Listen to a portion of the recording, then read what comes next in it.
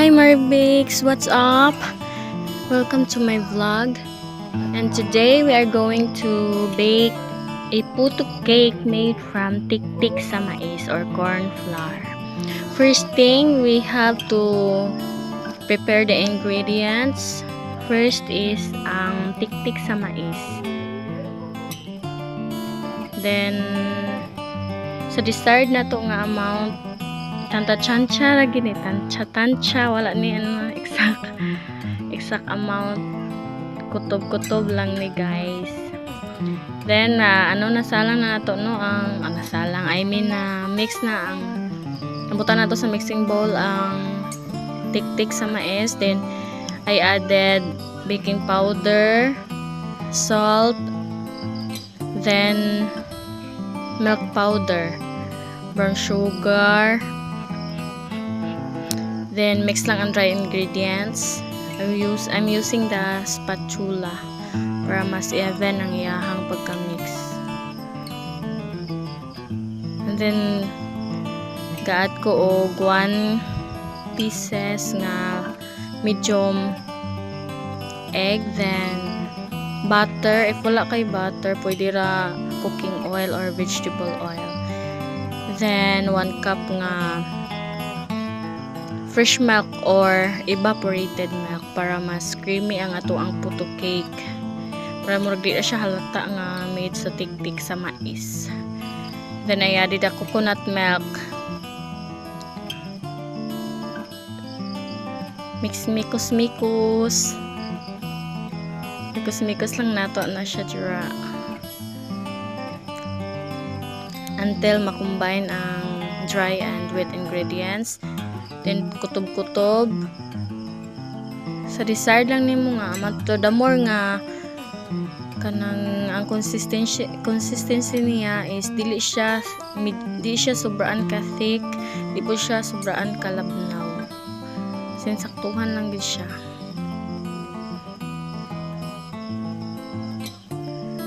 Mikos until mas smoothen. Then medyo nakulangan ko sa pagka niya thick niya, pagka medyo nasobraan siya sa pagka thick. So ni-add ko og ibap. Nahurot na nako ang 1 ibap milk sa kalata nga I think 370 ml, 390. Then I added vanilla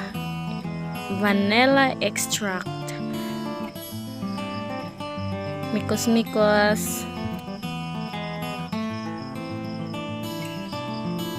nag-ubraday ko guys, na din nag-rewatch ko sa Queen of Tears para mas inspired charing.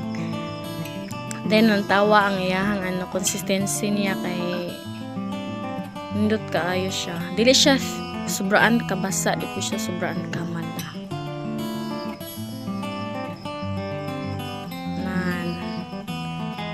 Siya ka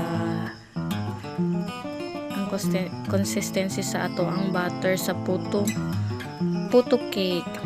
So medyo madugayan gid ko if steamer pa nako, so gi-oven na lang nako siya.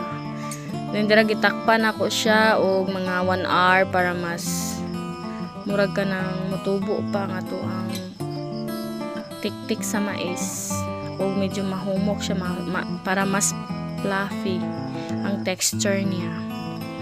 Pinibutang na nako siya sa baking pan. Sizes 8, 7, and 6 inches nga baking pans. Then gisalang na nako sa oven.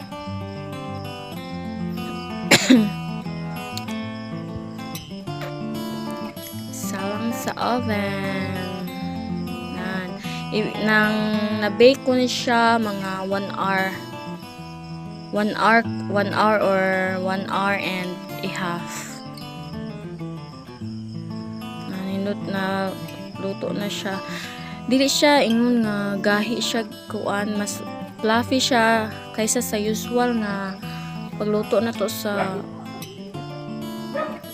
tik-tik ba, diba? Tik-tik medyo haiton man siya grano, but kani siya nga pagka-bake na ko gisala man ako siya o para mas pino ang iyahang kanang texture sa pan.